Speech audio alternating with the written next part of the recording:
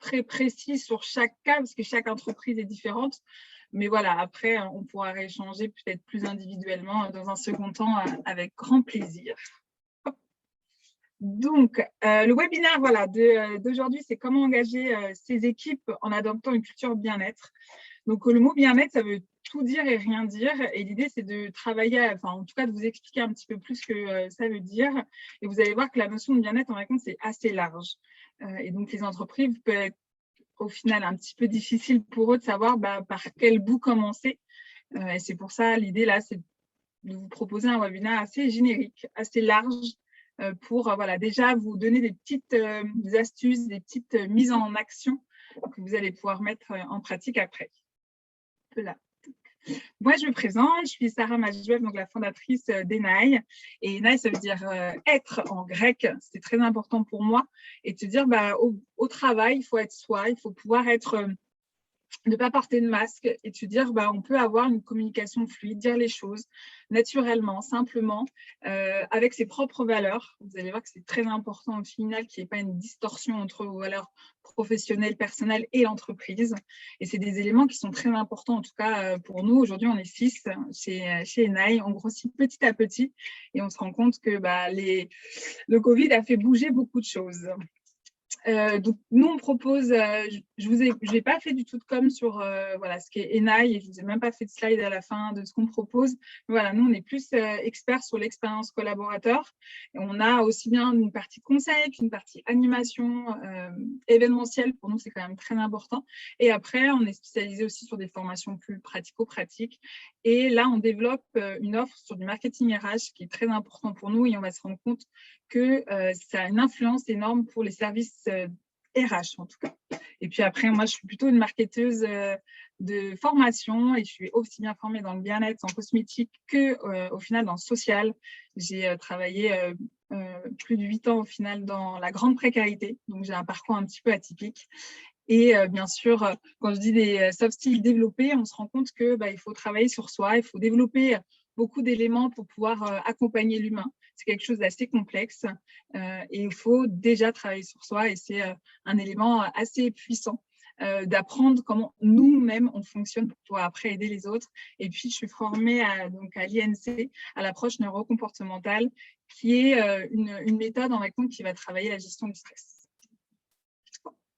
Et donc, dans ce webinaire, moi, j'avais envie de travailler sur deux notions importantes, qui est un peu cette notion de ce travail hybride. Et on appelle ça le new normal. C'est un mot qui est un peu en tendance. On ne sait pas exactement ce que ça veut dire. Et l'idée, c'était de vous refaire un petit récap. Et on se rend compte que sur les stats que je vous ai mis là, c'est quand même 30% des collaborateurs, au final, ont envie de déménager ou ont déjà déménagé. On se rend compte que télétravailler dans un petit appartement parisien ou en tout cas sur l'île de France, autant peut-être aller un petit peu plus loin. Sauf que pour les entreprises qui ont des bureaux sur l'île de France, ça pose des problématiques. Et donc ça, c'est intéressant aussi de voir que ce monde hybride est en train d'évoluer et comment on va pouvoir l'adresser différemment. Dans la deuxième partie, on va voir vraiment tout ce qui est le développement du bien-être de ses équipes, en tout cas de ses collaborateurs. Et j'ai refait 2 focus aussi bien sur toute la partie risques psychosociaux qu'on appelle RPS. Et après, j'ai essayé de vous proposer des actions à mener pour pouvoir développer le bien-être de vos équipes. Et ce qui était intéressant dans de toute façon, on va le revoir après. Ce qui était intéressant dans ce new normal, et c'est en effet cette difficulté et cette envie au final des collaborateurs de rester en télétravail. Et donc ça, c'est une vraie problématique aussi pour les entreprises, parce que l'idée, c'est que vous avez aujourd'hui envie que vos collaborateurs reviennent sur site, parce que vous avez forcément des bureaux, vous payez une charge, en tout cas de frais importants, ou au final, vous êtes aussi dans des espaces de coworking ou des bureaux individuels. Et donc, se dire comment on fait pour faire revenir les gens en présentiel. Et c'est pour ça que j'avais une petite question. Je voulais savoir si vous étiez plutôt pour ou contre le 100% présentiel. Est-ce qu'aujourd'hui, vos collaborateurs sont en full time, c'est-à-dire que vous avez décidé en septembre à la rentrée de tous les faire rentrer, ou est-ce que vous vous êtes dit, non, au final, c'est trop puissant? Vous êtes plutôt contre le 100% présentiel On a laissé un jour de télétravail par semaine, c'est sympa, super. Donc, vous êtes plutôt au compte, mode hybride mis en place, super. OK. Contre le 100%, 8 jours de télétravail par mois, intéressant. Mixte. Super. Donc là, je vois que vous êtes quand même des entreprises assez modernes. Donc vous avez considéré qu'au final, vous avez appris de ce télétravail forcé, parce que quand même, on a été contraints l'année dernière. Et là, c'est intéressant de se dire que vous avez appris au final à se dire que peut-être que le télétravail était aussi une autre forme de travail possible pour ceux qui le peuvent, parce que tous les métiers ne le peuvent pas.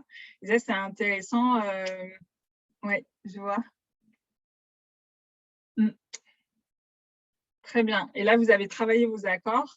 Et c'est intéressant de se dire aussi, est-ce que là, vos accords que vous avez sûrement, en tout cas, commencé à travailler en juillet et que vous êtes en train de tester là, en septembre et jusqu'à la fin de l'année, est-ce qu'au final, vous allez le faire évoluer ou pas? Ça va être un élément à surveiller. Ce qui était important aussi pour moi, c'était de vous dire à quel point, au final, le présentiel aussi est important. C'est-à-dire qu'aujourd'hui, que ça soit du 100% présentiel ou du 100% télétravail, ça va être une vraie question. Et je pense qu'en réponse, cette problématique d'être soit tout blanc, soit tout noir est un de tes enjeux à aller travailler et de se dire que peut-être que ce n'est pas la solution.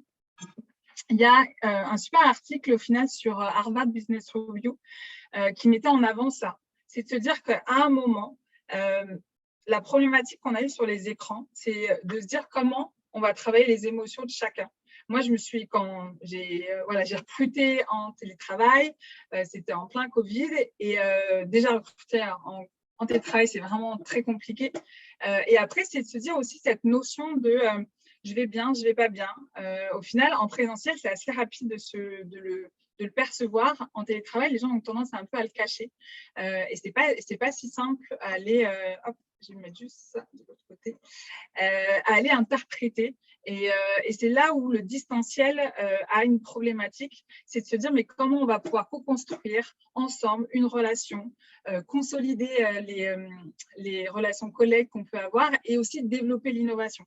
On se rend compte que quand on traverse au final un hall d'accueil ou traverse les couloirs, qu'on se voit à la pause café, c'est hyper important parce que c'est ces petits moments-là qui font que vous arrivez à dire « Ah tiens, Jacqueline, tu m'avais parlé d'un truc la dernière fois, j'ai un problème, est-ce que tu peux m'aider ?» Pouf, vous allez au final peut-être trouver la solution avec cette personne. « Ah, j'ai une problématique sur X ou Y. Ah, mais Jean-Claude, il est super expert sur ça. » Alors qu'en télétravail, on ne le fait pas du tout. C'est-à-dire qu'en effet, on est focus. À part si vous avez des grands groupes, et ça, on verra, c'est dans les solutions après. Mais on a tendance, au final, à être focus sur son travail, à être pas avoir ce réflexe de dire tiens, je croise quelqu'un dans le couloir ou à la machine à café et je vais pouvoir lui poser des questions, ou à la sortie d'une réunion. Ça, c'est un grand classique. C'est que pendant 1 heure, vous avez travaillé sur un sujet, hop, et là, vous avez vos 2 ou 3 collègues avec qui vous pouvez discuter et vous dire, tiens, en fait, j'ai un autre problème, tu m'as parlé de ça pendant la réunion, ça m'a intéressé, est-ce que tu peux m'aider? Et ça, c'est hyper puissant parce que c'est là, au final, où vous allez pouvoir créer de l'innovation. Donc, c'est-à-dire qu'à un moment, il ne faut pas se dire que le présentiel, ce n'est pas possible. Au contraire, il faut trouver ce mix-là. Et c'est pour ça que nous, on parle de… Hop, je vais y arriver, je clique en même temps. Et c'est pour ça que je vous parle d'un retour au bureau flexible. Et c'est exactement ce que vous avez dit, c'est que vous mêlez les deux. C'est 2-3 jours de télétravail ou de présentiel, ça dépend. Et nous, au final, on va rajouter un élément en plus, c'est le non forcé. C'est-à-dire qu'on s'est rendu compte, et il y a des sociétés américaines qui l'ont testé pendant l'effet confinement, pas confinement. À un moment, au final, si vous, par exemple, forcez certains jours, c'est-à-dire qu'on a toujours envie de se dire, bah oui, mais moi, le mardi et le jeudi, c'est mieux parce que mes collaborateurs, ils vont être tous là en même temps. Il s'avère qu'il faut absolument que vous gardiez en tête que chaque équipe va avoir sa propre autonomie. Ils vont bien sûr, au final, se dire, peut-être qu'en effet, nous, c'est plutôt le lundi, mardi, parce qu'on est focus à ce moment-là, dans cette temporalité-là, et on a besoin d'être présent là. Et se dire que d'imposer des jours de télétravail, ça va créer encore plus une frustration et de se dire, en compte, on peut se voir que le mardi et les jeudis, parce que c'est les jours un peu classiques, et de se dire, peut-être qu'en compte, chaque équipe est assez intelligente pour créer elle-même son bon moment. Et c'est ça qui va faire aussi que vous allez pouvoir avoir des collaborateurs, en tout cas des relations et d'autonomie auprès de vos collaborateurs et faire en sorte qu'ils soient encore plus innovants. Parce que le but, c'est ça, c'est permettre le retour au présentiel et faire en sorte que les gens se retrouvent, mais pour bien sûr engager une productivité qui est importante. Et on sait que le distanciel est intéressant parce qu'on peut être focus et au final avancer sur ces tâches, alors que le présentiel va permettre de recréer ces liens qui nous ont manqué pendant toutes ces années, et on ne sait pas encore, malheureusement, ce qui va poursuivre dans ces années-là, mais on reste dans ce monde incertain, et au final, on a créé une agilité, et il faut qu'on la continue. Et il faut accepter que vous soyez aussi dans cet essai d'essayer des choses, et qu'en effet, peut-être qu'il ne faut pas, c'est pas grave, c'est pas figé. Et accepter au final que vous soyez vraiment dans cette flexibilité de se dire, OK, là, moi, j'ai beaucoup d'entreprises avec qui je travaille qui ont considéré que le 100% présentiel était essentiel. Et donc, j'ai été très étonnée. Et ils m'ont dit, oui, mais Sarah, moi, je vais le tester que pour 2 mois. OK, pourquoi pas? Et se dire, là, ils vont tester quelque chose, ils vont réapprendre des choses, et peut-être que petit à petit, ils vont se dire qu'en effet, c'était peut-être trop, et qu'ils vont réajuster. Et donc ça, il faut vraiment garder ça en tête, c'est cette possibilité au final d'essayer. On est vraiment dans ce monde où au final, de toute façon, tout va être remis en cause assez rapidement, que ce soit par vos clients ou par vos fournisseurs.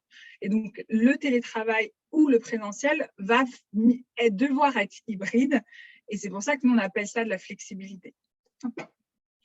Et après, moi, ce qui était intéressant, c'était aussi de vous proposer et d'aller creuser un peu ce qui peut engendrer une problématique qui a été vue en présentiel, mais en fait, ça s'est intensifié en distanciel.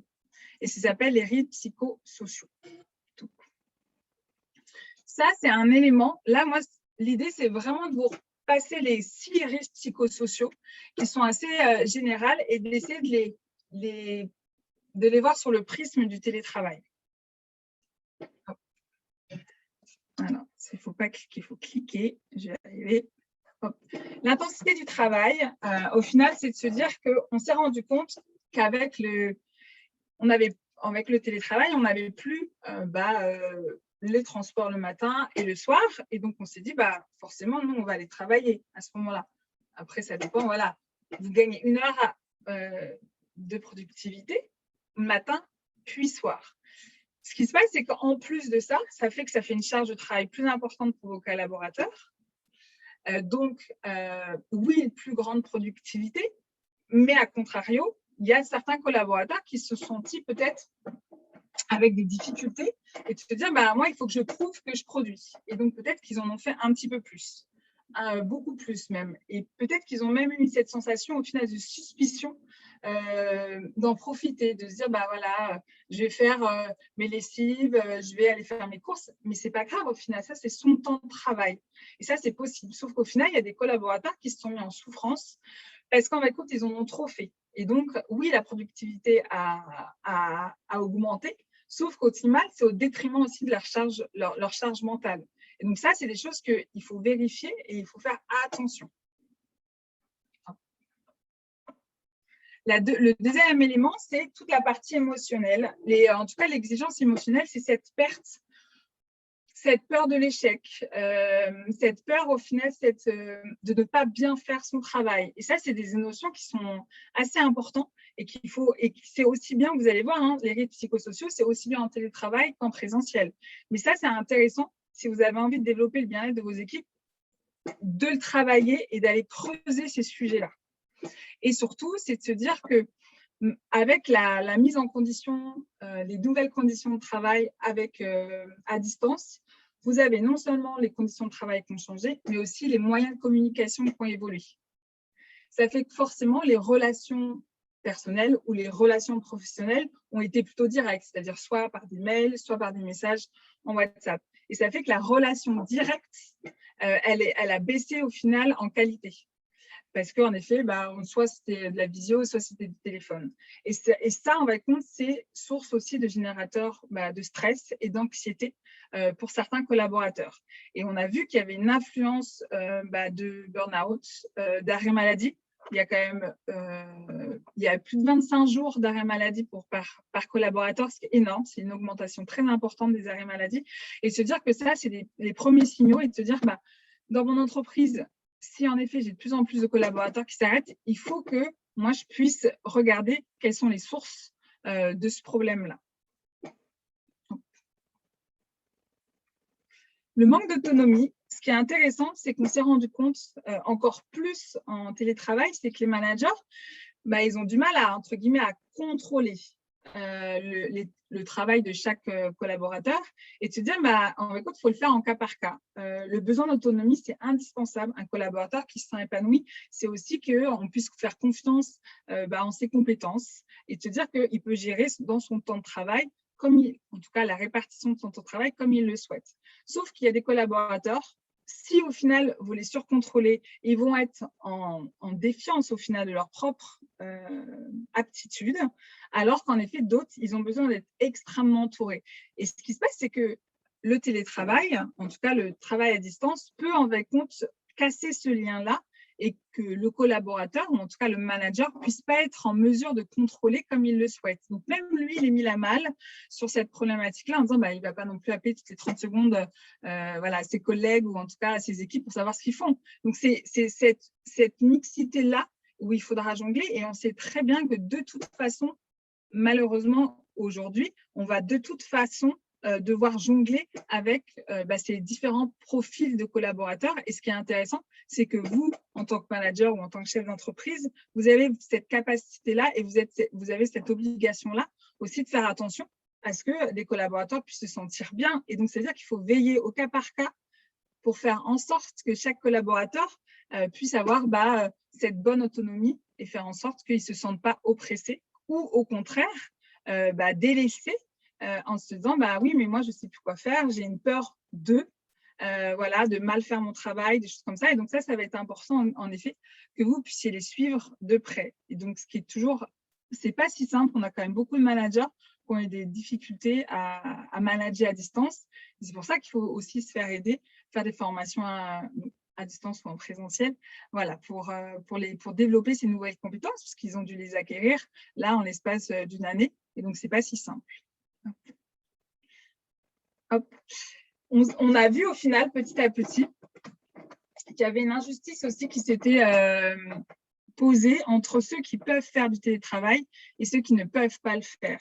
Et donc ça, les rapports sociaux, on va compte, c'est vraiment cette problématique-là entre les différents types de populations que vous avez. Si vous avez des métiers tertiaires, en effet, cette problématique-là est moins forte, mais elle peut quand même se faire sentir, surtout pour que le management puisse, entre guillemets, corriger ou puisse en effet être présent pour pouvoir faire en sorte que ces relations, en tout cas ces rapports sociaux ne soient pas dégradés. Et ça peut être vraiment complexe parce que de toute façon, en télétravail, on l'a vu tout à l'heure, c'est que cette relation émotionnelle, on l'a moins. Ce rapport au final à l'autre et le rapport au final aussi à l'énergétique, à la relation à l'autre est forcément dégradé. Et ça, c'est un enjeu au final du présentiel à revenir à faire en sorte que les collaborateurs puissent retrouver ce lien. Parce qu'en visio, c'est compliqué, alors qu'en présentiel, ce rapport-là est beaucoup plus sain et beaucoup plus développé. Il y avait une notion qui était intéressante aussi, c'est tout ce que je disais tout à l'heure sur les conflits de valeurs. C'est cette distorsion entre l'exigence au travail et la relation professionnelle ou personnelle du salarié. Et de se dire que peut-être qu'il y a eu des collaborateurs qui se sont sentis au final mis à mal au fait qu'on puisse être intrusif dans leur univers personnel. Le télétravail a fait découvrir les arrière-plans de chaque collaborateur et ça a pu en effet créer des distorsions pour certains collaborateurs, je ne sais pas si vous l'avez déjà fait, mais vous, en tant que manager, vous vous retrouvez au final avec face caméra toute noire de tous vos collaborateurs sont coupés. Et ça, au final, pour certains collaborateurs qui étaient des managers, ça a été extrêmement compliqué de vivre ça. C'est-à-dire que comme il n'y avait pas d'obligation à ouvrir sa caméra, lui, il se retrouvait à manager des équipes face caméra fermée. Et donc ça, c'est une des distorsions qui a été vue. Et ça, c'est une vraie complexité. Et de se dire, mais qu'est-ce que je peux mettre en place pour éviter d'avoir ce sentiment-là.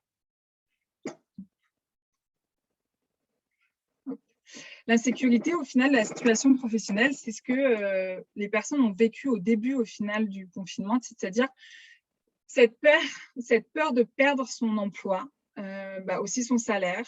Et ça a été compliqué pour certains collaborateurs. Et c'est pour ça qu'on parle de santé mentale. C'est un enjeu, au final, sociétal très important. Et je pense que c'est un des sujets de l'année, en tout cas 2022, à se dire qu'il y a eu une problématique très importante pour les collaborateurs qui ont été en souffrance. Il y a alors, heureusement ou malheureusement, je ne sais pas, mais en tout cas, les applications de télévisioconférence maladie ont explosé. Les entreprises ont eu besoin, au final, de s'adresser à ce type d'emploi-là pour pouvoir sécuriser. Donc, ça veut dire qu'en effet, il y avait, en tout cas, entre guillemets, maltraitance. C'est intéressant parce que ils ont pu parler, ils ont pu avoir en tout cas une personne référente pour pouvoir discuter de ces sujets-là, qui pouvait être aussi bien mixé entre du perso et du pro. Quand on se retrouve avec des situations personnelles compliquées en télétravail, ça a été difficile pour certains collaborateurs et c'est dans cette partie-là. Vous avez vu que les 6 thématiques, donc c'est des thématiques génériques, mais qui peuvent aussi bien être sur la partie télétravail que présentiel. Et ça, c'est un enjeu pour vous d'aller travailler ces sujets-là pour qu'au final, vos collaborateurs ne se retrouvent pas dans cette situation. Ils peuvent se retrouver dans cette situation, mais c'est dire à vous, en tant qu'employeur, de faire en sorte qu'ils ne le restent pas. Ou en tout cas, le fait de, et c'est là, dans les actions qu'on proposera après, le fait d'en communiquer, de discuter de ces choses-là, peuvent déjà atténuer les risques psychosociaux. Ça, c'était vraiment le gros phare. C'est vraiment indispensable. La santé mentale, la qualité de vie au travail et les préventions des risques psychosociaux. Et je parle bien de prévention. Et c'est intéressant, c'est que la plupart des temps, on est toujours en réaction à. Donc, la problématique, c'est que ça veut dire que la cause est déjà là. Et ce qui est intéressant de travailler avec des agences comme nous ou avec d'autres, c'est d'aller travailler en amont et faire en sorte que ça n'arrive pas. On est malheureusement en France, peut-être que le fait qu'on ait une sécurité sociale très importante, on a tendance à être dans du curatif et pas du préventif. Sauf qu'au final, aujourd'hui, à force de faire ça, on est beaucoup moins agile et on se retrouve avec des collaborateurs qui sont en grande souffrance.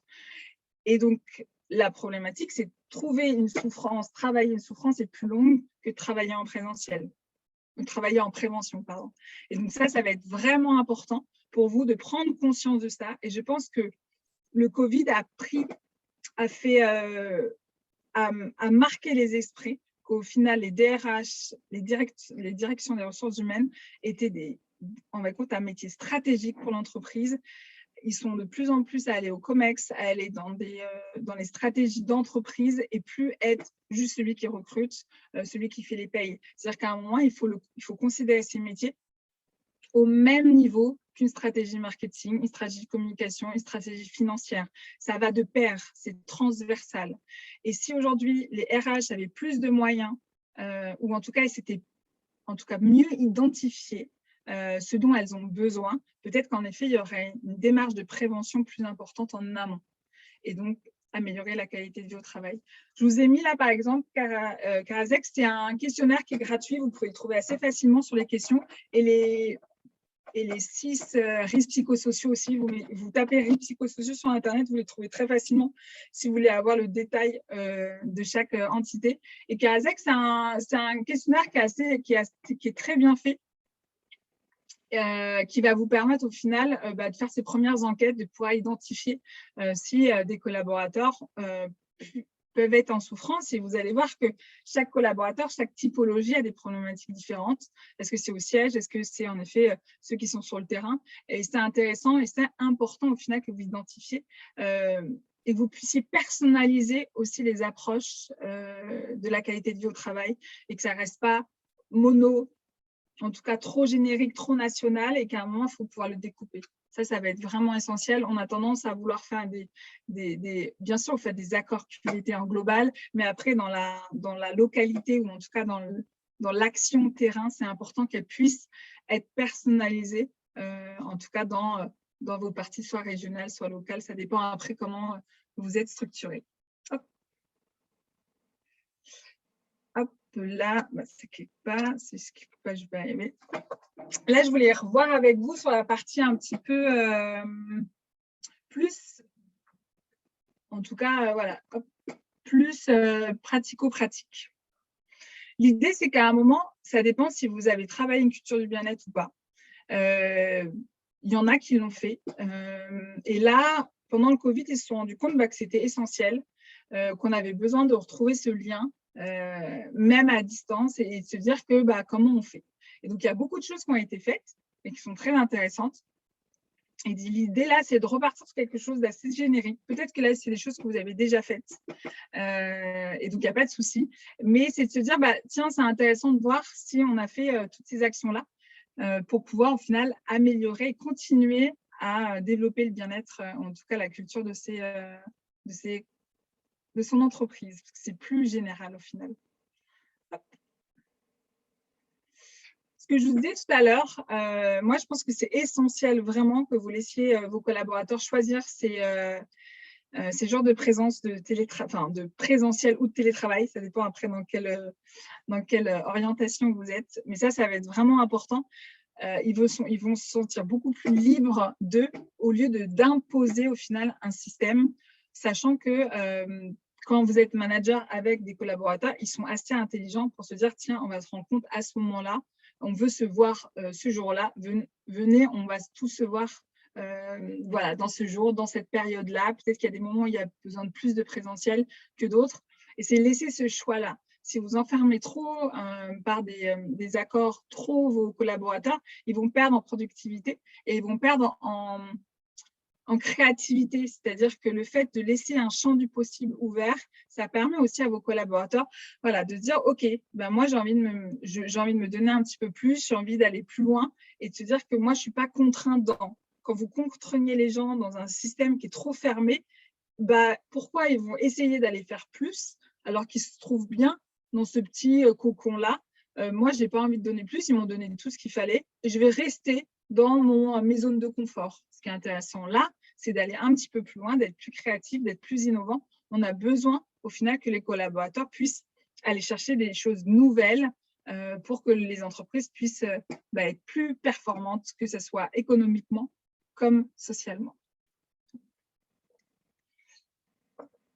Ce que je vous disais tout à l'heure, c'est exactement ça. C'est de dire que vous devez permettre à l'ensemble, au final, de vos collaborateurs de pouvoir se retrouver, soit en effet à la machine à café ou des choses comme ça, ou en effet à la pause déj, parce que ça va leur permettre de créer des nouvelles idées. Et ça, c'est hyper puissant. Et je regardais, il y avait je crois que c'est le SIO, c'est le centre des Olympiques. Pourquoi je ne trouve pas le nom? C'est en Suisse. Le centre olympique, ceux qui gèrent le comité olympique, voilà, cherchez le mot, qui a mis ça en place. Et c'est hyper drôle parce qu'ils ont créé, en fait, ils avaient des centres, des locaux assez disparates. Et ils se sont dit, tiens, on va créer un lieu comme un lab, mais de bien-être, qui va être au centre, au final, de tous nos bâtiments et faire en sorte que les gens se rencontrent.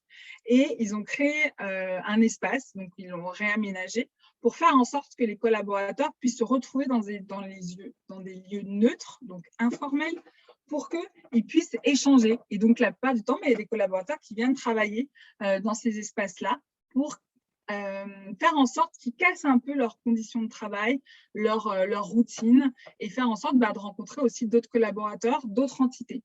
Et ça, c'est hyper intéressant parce que vous êtes dans cette démarche de casser les silos. Et dans les espaces de coworking comme chez Multibureau, c'est génial parce que vous avez des collaborateurs, vous avez des entreprises de différentes fonction des différentes activités. Et c'est là où vous pouvez générer encore plus de business, parce que c'est dans des espaces comme ça où vous rencontrez peut-être une personne qui est dans la tech, une autre personne qui est en compta, qui va, je sais pas, qui va travailler sur l'export. Vous avez envie de travailler votre export à ce moment-là, tiens, eh bien, vous pouvez en discuter. Et ça, c'est des sujets. Et dans tout, en tout cas chez Multibureau, vous avez toujours un espace informel, donc ça peut être la cafétéria ou en tout cas l'espace pour déjeuner, qui vous permettent de retrouver ces éléments-là, ces notions-là, et faire du... Après, là, c'est comme si vous faisiez du networking interne. Là, chez Multibureau, c'est du networking externe, mais c'est essentiel. C'est comme ça que vous faites en sorte que vos entreprises soient plus productives. C'est la rencontre de l'autre et ne jamais s'arrêter. C'est que il y a toujours quelqu'un qui va vous dire quelque chose, ça va vous faire tilt. Vous dites, tiens, c'est intéressant, je n'y avais pas pensé. Et c'est comme ça. Et la problématique du distanciel, c'est que vous le faites moins. Donc, il faut garder ça. C'est pour ça que le mode hybride, il est très intéressant parce qu'il va mixer les deux. Et sur la troisième, hop. Là, c'est vraiment cette... Il y a un élément, en tout cas, qui est important chez nous, c'est de se dire que chaque collaborateur est différent et qu'à un moment, vous devez prendre ce temps-là de se dire qu'est-ce que mes collaborateurs pourraient potentiellement avoir besoin. Et si aujourd'hui, vous ne leur posez pas la question, vous n'allez pas pouvoir le savoir. La meilleure chose, c'est, alors soit vous faites des enquêtes, vous faites des baromètres, il y a plein d'outils comme ça digitaux qui fonctionnent très bien aussi. Après, à voir comment vous le faites, parce que si c'est trop régulier, au final, les gens se lassent. Mais par contre, si vous arrivez à créer des rencontres, des moments où au final, vos collaborateurs puissent vous exprimer les choses, ça, c'est essentiel. Chaque manager le fait, c'est-à-dire dans sa propre équipe, il a les points réguliers, et ça, c'est normal. Sauf qu'en entreprise, ils n'ont pas tendance à le faire. Et si vous arrivez à le faire d'un point de vue global avec l'ensemble de vos collaborateurs, ou par secteur, puisque ça dépend en effet des thématiques que vous avez envie d'avoir, c'est extrêmement puissant. Et c'est des éléments où vous allez pouvoir avoir des retours collaborateurs qui sont puissants pour pouvoir travailler vos démarches de qualité de vie au travail. Et potentiellement, ça va créer des réseaux. On parle, je vous dirais, dans le dernier point, moi, je parle de référents. Ça peut être en effet des collaborateurs qui peuvent être des relais pour vous. Et ça, c'est intéressant de se dire, voilà, moi, j'ai quelques relais qui me permettent de remonter des informations auprès du COMEX, ou en tout cas de la direction, pour faire en sorte que les choses puissent évoluer. Et ça, c'est vraiment des points essentiels. Hop. Chaque fois, j'applique sur clic droit. Hop, c'est bon. Donc là, comme je vous ai dit, vous écoutez au final l'ensemble. Je change le petit mot de hypnose. Ça va être très intéressant. C'est que vous connaissez tous la culture du feedback. C'est quelque chose qui s'est développé énormément dans les dernières années, sauf qu'on ne sait pas exactement ce qu'est le feedback. On a tendance au final à se dire que c'est quelque chose d'un conseil, de demander quelque chose. C'est beaucoup plus large et c'est beaucoup plus impliquant. On va travailler la communication non violente, on va travailler au final ces notions de dire les choses, de pouvoir dire les choses clairement, par transparence. Et ça, c'est souvent des notions qui ne sont pas assez développées, en tout cas dans l'imaginaire ou en tout cas dans les entreprises, c'est d'avoir cette possibilité de dire les choses, que ce soit avec transparence, pouvoir au final se dire qu'on est dans un climat bienveillant. Et souvent, le mot, il est un peu galvaudé, mais il ne l'est pas. Il est essentiel. Et de se dire qu'on peut se dire les choses sans que forcément, ça va être surinterprété. Sauf que quand, en effet, les notions de culture du feedback, de la communication ne sont pas posées, ils sont pas... au final, vos collaborateurs ne sont pas formés à l'ensemble de ces techniques-là, forcément, vous allez avoir une distorsion entre les managers et les collaborateurs. Parce que la plupart du temps, on est prêt à mettre de l'argent auprès des managers, mais les collaborateurs, on se dit, bon, voilà, ça va en découler. La plupart du temps, ça n'en découle pas. Donc ça va être important quand vous déployez une culture du feedback, que ce soit global à l'ensemble de l'entreprise. Donc, ça peut être via du management visuel, c'est-à-dire avec des kakimonos, où vous représentez la méthode, comment ça fonctionne, en tout cas, peut-être des fiches techniques. Il y a plein de choses à aller développer pour faire en sorte que cette culture du feedback puisse être diffusée. Bien sûr qu'il faut former les managers en amont. Si vous avez beaucoup de collaborateurs, vous ne pouvez pas tous les former, ça vous coûtera beaucoup trop cher. Par contre, donc vous devez sensibiliser et après déployer l'ensemble avec des outils de management visuel qui va vous permettre de faire en sorte que l'ensemble des collaborateurs aient le même langage. Parce que la problématique qu'on a la plupart du temps, c'est que par exemple, pour moi, la couleur bleue veut dire quelque chose et pour vous, ça veut dire autre chose. Par exemple, si moi, aujourd'hui, je vois un 9, vous voyez un 6. Donc, on a tous les deux raison, sauf qu'au final, vous n'avez juste pas le même prisme et pas le même point de vue. Donc ça va être important d'avoir un même langage dans l'entreprise pour faire en sorte qu'il n'y ait pas de quiproquo. Et ça, c'est en tout cas des formations qui sont très intéressantes pour faire en sorte qu'il évite, parce qu'on a toujours ces petits quiproquos où il y a une problématique de communication, mon manager est passé, il ne m'a pas dit bonjour, forcément moi je vais vous prendre mal, mais pourquoi ? Non, en vrai, compte, c'est à ce moment-là, il n'était peut-être pas assez disponible. Et donc là, lui, il va pouvoir lui faire un feedback, il va pouvoir lui dire pourquoi, il va pouvoir décliner. Et le collaborateur va pouvoir lui dire, mais moi, en termes d'émotion, voilà ce que ça m'a fait. Donc ça, c'est intéressant d'aller travailler aussi ces notions-là. Toujours un problème de cliquer, moi. Je vais trop vite. La cinquième, ce qui est intéressant, c'est de se dire que vos collaborateurs sont une communauté. Donc, est-ce que c'est une communauté globale de collaborateurs? Est-ce que c'est une communauté que de managers? Ou, par exemple, ça peut être une communauté d'intérêt pour ceux qui font du running. Ça, peu importe, en vrai, compte. Ça, c'est vous. Au final, c'est vos collaborateurs parce qu'ils vont la faire. C'est même pas vous, c'est vos collaborateurs qui vont l'initier. Par contre, c'est intéressant de pouvoir mettre en place des animations pour qu'eux puissent retrouver ces éléments-là, donc soit en visio, soit en présentiel, parce que pour le coup, les deux sont complètement possibles. Et ça, vous serez assez large et vous avez plein d'options pour pouvoir le faire. Par contre, animer votre communiqué et votre communauté est essentielle parce que vous devez créer ce lien-là. Si vous ne le créez pas, au final, vous vous retrouvez avec des collaborateurs qui sont très disparates et c'est d'autant plus compliqué quand vous êtes à distance. Donc ça, c'est intéressant de pouvoir faire en sorte que les gens se retrouvent, que ce soit en distanciel ou en présentiel ou en mode hybride, parce que ce n'est pas parce que vous faites du présentiel que vous ne pouvez pas faire du distanciel en même temps. Parce que vos collaborateurs ne seront pas tous en même temps sur votre lieu physique. Et sur la 6e point, c'est un élément au final. Alors, aujourd'hui, là, le nom est indiqué comme Chief Happiness Officer.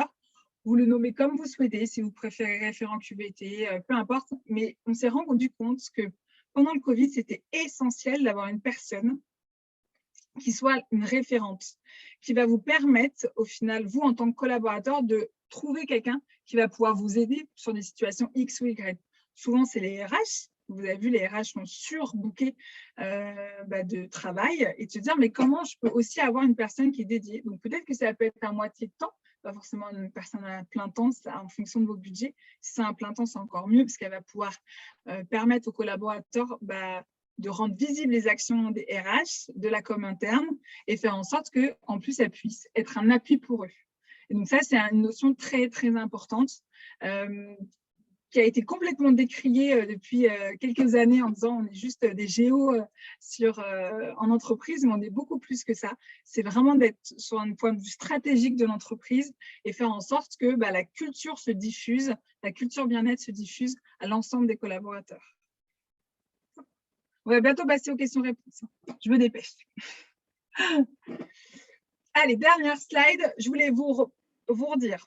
Essentiel, s'occuper de la santé au travail de vos collaborateurs. La prévention RPS, on l'a revu tout à l'heure, indispensable. Vous devez concevoir le bien-être comme une stratégie transversale à co-construire avec vos collaborateurs. Vous pouvez mettre en place des animations, vous pouvez mettre en place des ateliers co-création avec eux, mais il faut absolument qu'elles soient stratégiques et transversales. Vous ne pouvez pas, en compte, vous dire que si vous êtes des grands groupes, ce qui peut être hyper intéressant, c'est de créer des comités locaux qui vont faire en sorte qu'ils vont remonter à l'ensemble du siège. Par exemple, chez Grâce à Voix, c'est ce qu'ils font. C'est hyper intéressant ce qu'ils ont mis en place. Donc là, c'est que c'est possible. C'est-à-dire qu'aujourd'hui, que ce soit une petite entreprise, souvent la petite entreprise, ça va être le DG, le CEO avec les responsables RH et pourquoi pas les assistants de direction. Soit en effet, vous êtes sur une entreprise un peu plus grosse et vous pouvez dédier une équipe entière. Par exemple, les laboratoires Boiron, aujourd'hui, ils sont 15. Donc 15, c'est une équipe de 15 personnes dédiées au bien-être au travail. Donc c'est que c'est possible. Après, c'est en effet une volonté de la direction de le faire ou de ne pas le faire. Sauf qu'aujourd'hui, on se rend compte qu'avec les difficultés qu'on a eues pendant le Covid, cette notion de bien-être au travail, de qualité de vie au travail, elle était essentielle. Les gens se sont posés des questions en disant, voilà, moi, j'ai mes collaborateurs en souffrance, comment je peux faire? Ben oui, en amont, donc il y en a qui vont travailler sur du curatif, mais c'est intéressant de travailler en amont sur ces démarches-là. Et ce que je vous dis tout à l'heure aussi, c'est faire en sorte que le service RH retrouve en compte ses lettres de noblesse. C'est un service essentiel dans l'entreprise. Aujourd'hui, sans collaborateurs, vous n'avez pas d'entreprise qui fonctionne. C'est-à-dire qu'aujourd'hui, ce qui vous rapporte de l'argent, c'est vos collaborateurs qui sont en train de produire. Donc, si vous n'avez pas de collaborateurs, vous n'avez pas de service RH, ça ne produit pas. Donc là, c'est essentiel. Pareil, ça dépend de la taille de votre entreprise, de rendre visible au final ces actions-là. Et vous allez pouvoir le rendre par exemple, du marketing RH. Ça peut être, par exemple, une frise globale de toutes les actions que vous avez faites au cours des dernières années pour faire en sorte de ne plus entendre « oui, de toute façon, on n'a jamais rien, vous ne pensez jamais à nous ». Non, c'est-à-dire poser les choses. Quels sont les grands accords que vous avez conclus avec soit les syndicats, ça dépend en effet de la taille de votre entreprise, mais ça va être important en effet de faire en sorte que vous rendez visibles les actions du service RH, que vous ayez un service dédié ou que vous soyez une petite entreprise avec 5 collaborateurs. Qu'est-ce que vous faites pour vos collaborateurs pour faire en sorte que le bien-être au travail, la qualité de vie au travail soit développée? Et ça va être essentiel. C'est un peu, oui, on va marketer les actions pour que le service RH puisse retrouver ses lettres de noblesse et faire en sorte qu'il soit visible. Ça peut être des petites actions, mais à un moment, il faut en fait compte. On est dans un univers très graphique, on est dans un univers de plus en plus visuel, donc vous devez rendre visibles les actions du service RH. Hop. Là, c'est ma dernière. Hop, hop, je n'arrive jamais à cliquer. Eh bien, merci beaucoup. Si vous avez des questions-réponses, je serais ravie d'échanger avec vous. Est-ce que vous avez des points que vous souhaitez peut-être un petit peu plus creuser ou peut-être de votre expérience, vous, personnelle, comment vous vivez les choses en ce moment? Est-ce que la rentrée s'est bien passée? Qu'est-ce qui a fait que ça a été un petit peu plus dur, peut-être pour vous? Et qu'est-ce que vous avez peut-être envie de mettre en place? Donc, je vous pose plein de questions pour que vous puissiez, en effet, trouver un sujet et voir qu'est-ce qui pourrait… de quoi vous avez envie de parler, surtout.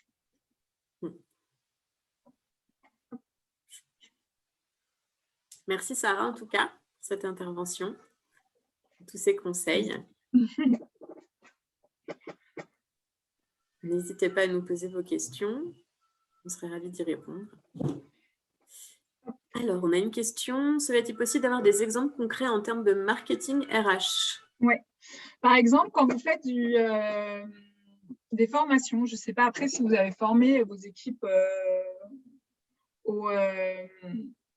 des formations, peu importe. Souvent, au final, la formation, la plupart du temps, oui, ça va être pour des collaborateurs. Malheureusement, une fois que c'est appris, on a tendance un peu à l'oublier. Et là, c'est marketé. Donc, le marketing RH peut être aussi bien pour le service RH que, par exemple, pour le service formation. Et nous, ce qu'on adore faire, c'est prendre l'essentiel de la formation et le mettre en kakimono. On l'a mis enchevalé, c'est-à-dire sur les bureaux, pour les gens, en effet, qui sont aussi encore en présentiel avec des bureaux privatifs, parce qu'il reste encore des entreprises qui ne sont pas tous en open space. Et ça peut être, par exemple, nous, on a fait des accroches portes. Par exemple, sur le feedback, on a dit, oui, en tant que manager, oui, je suis disponible au feedback. Non, je ne le suis pas. Parce que la temporalité du feedback, c'est aussi de se dire que l'autre doit être disponible pour l'entendre, pour l'écouter. Ça peut être ça. Et ça peut être aussi, par exemple, des newsletters, c'est-à-dire tout ce que vous faites sur la com interne. Ça peut être des vies ma vie. Ça peut être mettre en place des qu'est-ce que font mes collaborateurs autrement. Et donc ça, c'est animer au final votre communication interne. Donc c'est très large. La plupart du temps, il faut qu'est-ce qui existe déjà chez vous? C'est quoi vos essentiels? Comment vous fonctionnez? Et après, faire un diagnostic dans un deuxième temps et de se dire, venez, moi, je vais créer, je veux que ça soit le service RH qui soit avec nous et on va les aider à concevoir des choses qui sont liées à vous parce que ça dépend. Est-ce que vous utilisez, par exemple, la dernière fois, on a fait des challenges, des micro-challenges pour les managers où toutes les semaines, ils avaient une micro-action à faire. Ça peut être très large. Et ça, c'est des choses qu'on crée, mais parce que c'était une demande aussi et on a compris que c'était un besoin pour nos clients. Donc ça dépend en effet de de ce dont vous avez besoin. L'idée, c'est vraiment de rendre visible. On a une autre question, Sarah. Comment aligner les besoins individuels et celles de l'équipe si tout le monde veut d'autres choix, par exemple des jours de travail au bureau? Je pense que ça, c'est une problématique qui est universelle, où de toute façon, aujourd'hui, vous devez avoir des outils digitaux qui vous permettent d'avoir ce connexe entre le monde du télétravail et le présentiel. C'est-à-dire que l'un ne va pas sans l'autre, c'est qu'aujourd'hui, ça va être que comme ça. C'est-à-dire que les outils digitaux que vous avez, donc, excusez-moi, comme Slack, comme des outils au final qui vous permettent de créer du lien, ou des outils au final qui font en sorte que l'ensemble des projets puissent avancer, vous allez le gérer, vous allez continuer ça. Et les besoins individuels, forcément, à un moment, il faut voir pourquoi ils sont là. C'est-à-dire qu'aujourd'hui, si vous voulez que tout le monde… Excusez-moi, j'ai un cheveu. Si vous voulez que tout le monde retrouve en présentiel, mais pourquoi vous avez besoin de ça? Et pourquoi un collaborateur ne pourrait pas être à distance à ce moment-là? Et est-ce que ce qui va être important aussi pour vous, c'est définir peut-être chaque tâche du travail, et ça change par rapport à avant, c'est qu'est-ce qui peut être en présentiel et qu'est-ce qui peut être en distanciel. C'est-à-dire qu'il y a des tâches de travail qui vont pouvoir se faire en distance, donc pourquoi à ce moment-là vos collaborateurs doivent être sur site, et d'autres qui peuvent être en présentiel. Donc peut-être qu'il y a une autre forme de poste de travail, de fiche de poste, ça va être en compte de décliner la version présentielle et la version distancielle. Et donc là, vous allez pouvoir aligner les besoins individuels de la personne à ce moment-là. Et de toute façon, je ne sais pas après, Florence, si dans ce cas-là, c'est des collaborateurs qui sont loin au final du siège social. Parce que ça va être encore un autre sujet. Mais si aujourd'hui, je ne sais pas après si vous pouvez donner peut-être plus de détails sur le besoin individuel. Est-ce que c'est un besoin individuel où je ne veux pas du tout refaire du présentiel et pourquoi? Et donc là, vous allez devoir creuser cette question-là pour avoir une réponse. Parce que de toute façon, si vos accords sont mix et hybrides et faire moite-moite, forcément, après, vos collaborateurs vont devoir valider vos accords. Ça, de toute façon, ils n'auront pas le choix. Par contre, c'est de comprendre pourquoi aujourd'hui, par exemple, ça peut être une problématique de retourner au bureau. Mais dans ce cas-là, je ne sais pas exactement ce que c'est. On a une autre question. Comment le service RH peut mettre des actions en place avec les managers s'ils ne sont pas disponibles? Charge de travail, pas d'intérêt. Par exemple, nous, on travaille avec Villemorin-Jardin, qui est un semencier, et typiquement, ils n'ont que 2 mois dans l'année où ils sont disponibles. C'est-à-dire, et encore disponible, c'est un grand mot. C'est-à-dire qu'ils ont des phases de surcharge de travail tellement importantes. C'est comme les comptables, les choses comme ça, ou les grandes sociétés qui font des audits. Il y a une charge de travail qui est trop importante. Donc là, à ce moment-là, mettre les actions RH, à ce moment-là, que pour les managers, n'a pas d'intérêt. Mais c'est se dire, peut-être de comprendre quels sont les besoins des managers pour ça, et de se dire, au lieu de faire des grosses actions immenses avec j'ai besoin de vous pendant 4 heures pour faire un atelier de co-création, peut-être que ce n'est pas eux, peut-être que ça va être d'autres personnes. Et typiquement, peut-être qu'au début, sur le service RH peut mettre en place des actions pour non seulement d'autres collaborateurs, et après faire en sorte que les managers puissent se dire, mais c'est quoi exactement vos besoins? Et à ce moment-là, se dire, là, nous, en compte, on a envie d'avoir plus de temps avec nos équipes, peut-être qu'au final, c'est la charge de travail qu'il faut être revue. Et donc, ça veut dire que là, c'est des questions organisationnelles qu'il faudra poser. Et alors, est-ce que c'est au service RH de se poser ces questions-là, ou est-ce que c'est par équipe et par management? Et donc, c'est là où ça va être plus difficile. Et c'est pour ça que vous devez poser des questions. Comme je vous ai dit tout à l'heure, des temps d'échange informels avec vos collaborateurs sont vraiment essentiels. Peut-être que là, vous me dites, là, forcément, ils ont une charge de travail trop importante. En compte, c'est de se dire pourquoi ils ont une charge trop importante à ce moment-là, et peut-être qu'il faut revoir leur planning. Et aujourd'hui, vous me dites, oui, mais ils n'ont pas d'intérêt. Et peut-être parce que ce que vous leur proposez ne les intéresse pas. Et donc, il faut creuser. Qu'est-ce qui pourrait vous intéresser? Est-ce que c'est des animations bien-être? Est-ce que c'est des animations de cohésion d'équipe avec mes propres équipes pour faire en sorte que les collaborateurs se connaissent mieux? Est-ce que ça peut être, par exemple, des réunions où, je ne sais pas, d'innovation, inviter des gens à répondre à des questions sur une thématique, une problématique pour les managers, est-ce que c'est de la tech? C'est là où vous devez creuser. Et peut-être que si eux, ils n'ont pas le temps, ils ont quand même le temps d'un coup de fil, d'une visio, vous pouvez peut-être les appeler pour voir quels sont exactement leurs besoins et d'aller creuser. Aujourd'hui, le service RH ne peut pas rester tout seul dans son coin. C'est dire que moi, j'ai envie de faire X ou Y atelier. Je sais que c'est sympa, mais parce qu'en fait, c'est votre prisme à vous. Vous aimez faire, par exemple, je ne sais pas, atelier bien-être ou les ateliers de co-création. Mais oui, mais si ça ne les intéresse pas, vous n'allez pas pouvoir impliquer les gens. Et c'est pour ça qu'en fait, il faut que vous trouviez leur intérêt personnel. Et c'est pour ça que vous devez leur poser la question. Sans poser la question, ça sera très compliqué. Vous allez toujours tomber. Et puis après, alors, il faut aussi ne pas vous flageller. Ce n'est pas très grave si vous ne plaisez pas à tout le monde. C'est qu'à un moment, de toute façon, il y aura toujours des collaborateurs qui vont râler. On est français, donc on aime bien ça. Donc, de toute façon, il faut aussi accepter que ça puisse arriver. Par contre, ce qui va être intéressant, c'est de creuser, de comprendre pourquoi. Ça va être essentiel. On a une autre question, Sarah.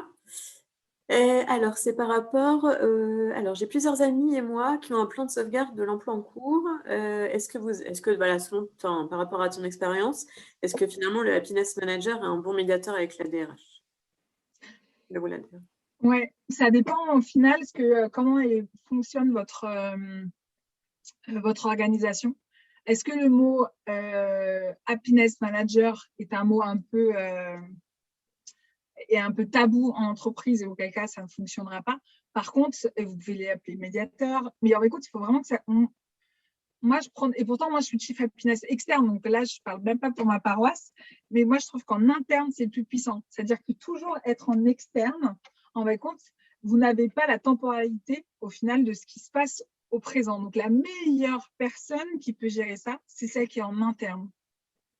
Et donc, si vous arrivez à trouver quelqu'un, c'est quand même une personne qui doit avoir un peu de bagou parce qu'elle va être confrontée à certains collaborateurs qui sont un peu de l'ancienne génération et qui n'ont pas envie de bouger, qui sont bien dans leur basket. Je dis, c'est bon, ton truc, il ne sert à rien, j'en ai pas besoin. Donc, il faut quand même quelqu'un qui a assez de bagou et qui sait bien fonctionner aussi bien avec des cadres qu'avec des ouvriers. C'est-à-dire qu'elle sait bien mixer les deux, qui est quand même assez jovial, convivial. Et donc, pour moi, au final, aujourd'hui, c'est le meilleur médiateur pour la RH. La RH, ou en tout cas le DRH, il est dans un point de vue stratégique où il va devoir convaincre au final le COMEX, faire en sorte que tous ses objectifs sont atteints. Sauf que ça dépend de la taille. Patrick, je ne sais pas quelle est la taille de votre entreprise, mais par exemple, si vous avez 3, 4, 5, 7, 8 niveaux de hiérarchie, vous imaginez bien que le DRH, il ne pourra pas faire le relais avec le service RH. Donc, le meilleur moyen, c'est d'avoir une personne dédiée qui est présente et qui va faire en sorte. Ouais, et ben, je suis d'accord avec vous. Je ne sais pas quel âge a elle. Et vous avez vu la différence entre Happiness Manager et Chief Happiness Officer. C'est une vraie différence. Pour moi, une Happiness Manager, c'est un niveau d'assistante de direction ou une assistante de direction. Chief Happiness Officer, pour moi, c'est un cadre sup. Donc là, vous avez aussi deux notions différentes. Aujourd'hui, je ne sais pas et je ne connais pas votre Happiness Manager, mais probablement, si elle n'a pas assez de bagou, si elle n'a pas assez de travail avec elle, est-ce qu'elle peut être le meilleur médiateur pour convaincre votre DRH? Parce qu'il faut pouvoir convaincre aussi un DRH, il faut pouvoir se mettre à la place d'eux. Et donc, voilà, peut-être 28, 27, 30 ans, ça va. À 22 ans, je ne sais pas. Mais par contre, elle peut être un atout pour aller voir et d'aller écouter le terrain. Parce que si vous avez des collaborateurs jeunes, si vous êtes une centaine de personnes, je pense que c'est assez mixte, ça peut être une personne qui va faire en sorte d'aller écouter les collaborateurs, de discuter. Et ça va pouvoir vous ramener des données terrain. Ça peut être intéressant de la mettre en tout cas dans ce sujet-là. Et vous disiez aussi, DRH nous propose 2 psychologues à notre disposition pour parler avec bienveillance. C'est top. Super. Et peut-être que là, je réfléchis sur la Happiness Manager, peut-être qu'il y a une autre personne qui peut l'aider. C'est-à-dire pourquoi elle serait seule à essayer de convaincre le DRH. Peut-être qu'il vous faut une autre personne qui a plus de connaissances de l'entreprise et de partir en binôme. Ça, c'est des choses qui sont possibles. Moi, je vais prendre vraiment on parle de communauté de pilotage en QVT. Donc, vous pourrez faire exactement la même chose sans que ça soit forcément avec un copil très identifié. Mais ça peut être intéressant au final, si là, vous considérez qu'elle est un peu jeune, qu'elle s'appuie au final de quelqu'un de plus mature et qui connaît l'entreprise. Ça, c'est encore plus puissant. Donc, super. Parfait. Bon, n'hésitez pas si vous avez des questions. Hop. De toute façon, là, je suis en train de voir l'heure. Tu m'avais dit 1 heure, donc ça va. Ah non, c'est bon. On est bien. Le timing est respecté. N'hésitez pas si vous avez... Oui, n'hésitez pas. En tout cas, l'idée, c'est... Ouais, on a une question, Sarah. Oui, sur les formations de Chief Happiness Officer, il faudrait que je fasse un article pour vous remettre tout, parce que c'est ma communauté. Aujourd'hui, vous avez des formations qui durent 2 jours, il y a des formations qui durent 3 jours, il y a Claire qui fait des formations de 15 jours. Aujourd'hui, on essaye, on a un comité, on est un collectif humain des organisations, on a appelé ça le collectif CHO, qui essaye au final de professionnaliser ce métier. Aujourd'hui, ce n'est pas un code APE, en tout cas pour Pôle emploi. Ce n'est pas reconnu RNCP, donc ça, pour nous, en compte, c'est une problématique. Donc, on essaye en compte de professionnaliser ce métier-là. Vous pouvez, mais je vous donnerai si vous voulez, en tout cas, Elsa, en plus on se connaît, vous pouvez mettre, donc vous avez différentes personnes, vous avez 3-4 personnes qui font en effet des formations en Chief Happiness Officer. Vous en avez qui sont full digital et il y en a qui sont présentielles. Donc, les filles, filles et garçons, parce qu'il y a un garçon aussi, elles ont mixé, elles ont fait plein de choses hyper intéressantes dessus. Et je me dis qu'il faudrait que je me fasse un petit article comme ça, je pourrais vous le diffuser. Super. Très bien. Merci beaucoup, en tout cas. Merci à tous. On arrive à la fin de l'émission. Et pour la formation CHO, vraiment, à un moment, ayez confiance en ce que vous êtes, en ce que vous faites. Et peut-être que c'est des nouveaux métiers qui n'existaient pas vraiment, donc il n'y a pas encore vraiment de formation. Vous avez vu, on est en train de travailler dessus. Ayez confiance en vous, osez. Moi, je me suis lancée seule aussi dessus. Là, je vois, il y a plein de personnes que je connais qui sont dans cette mouvance-là. Osez à un moment, et peut-être que si vous êtes en entreprise, peut-être que vous n'avez pas tout à fait la formation, c'est pas grave, commencez à prendre des petites missions à droite à gauche qui sont orientées happiness management, et petit à petit vous dites tiens, j'ai envie de me professionnaliser, donc pourquoi pas faire des formations, mais ça peut être des formations de soft skills. Vous pouvez aller aussi faire tout ce qui est la communication non violente, le feedback. Il y a plein de choses où vous allez. C'est comme si, au final, un Chief Happiness Officer, c'est aussi quelqu'un qui a plein de boîtes à outils qui va pouvoir aider les collaborateurs. Voilà, Christelle, elle fait de l'expérience collaborateur. C'est passionnant. Et de se dire que, à un moment, oui, on n'a pas toutes les compétences, vous allez chercher les compétences chez d'autres personnes. Et peut-être que c'est comme un chef d'orchestre qui a la capacité, au final, d'aller chercher en interne les compétences qui nous manquent pour faire en sorte que l'écosystème fonctionne. Et ce n'est pas qu'un métier. Chief Happiness Officer, pour moi, c'est un service où il doit y avoir plusieurs personnes. Vous ne pouvez pas être seul pour faire ce métier-là, vous allez vous épuiser. Donc, il faut vous créer, comme je vous disais tout à l'heure, votre communauté. Donc, si c'est une happiness manager qui est jeune, il faut qu'elle s'adosse aussi à quelqu'un d'expérimenté dans l'entreprise, peut-être avec d'autres qui ont des expériences, peut-être tech, ou des garçons qui ont des expériences plus masculines si vous êtes dans un univers d'hommes, pour faire en sorte que les activités soient plus mixtes et pas que wellness, par exemple. Voilà. Mais en tout cas, ayez confiance en vous. Si vous êtes aligné avec vos propres valeurs, ce métier-là est fait pour vous au final. Il faut juste oser. Je pense que dans la vie, il faut sortez un peu de votre zone de confort. Je crois qu'on a été beaucoup sollicité l'année dernière et au final, on est là. Donc, continuez au final. Continuez. Confiance en notre intuition. Exactement. C'est ça. Tout à fait. Super.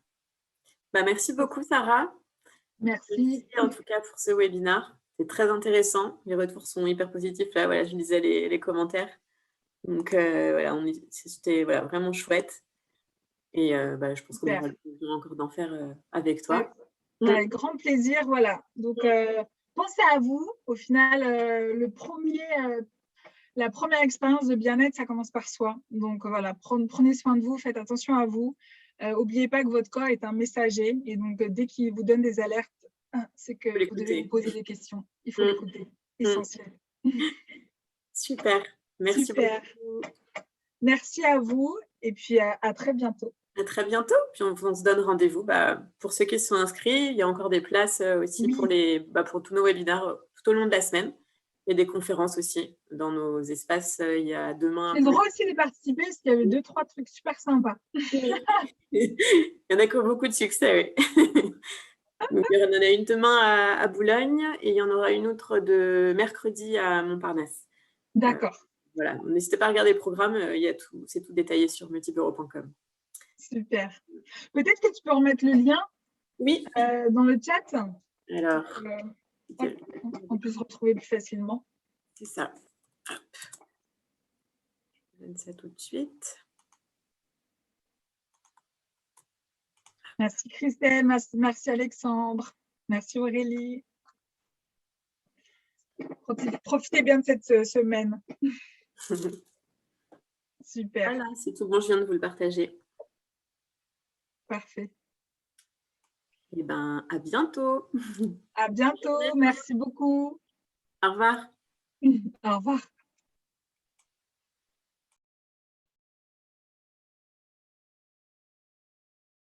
Hop là. J'enlève petit à petit.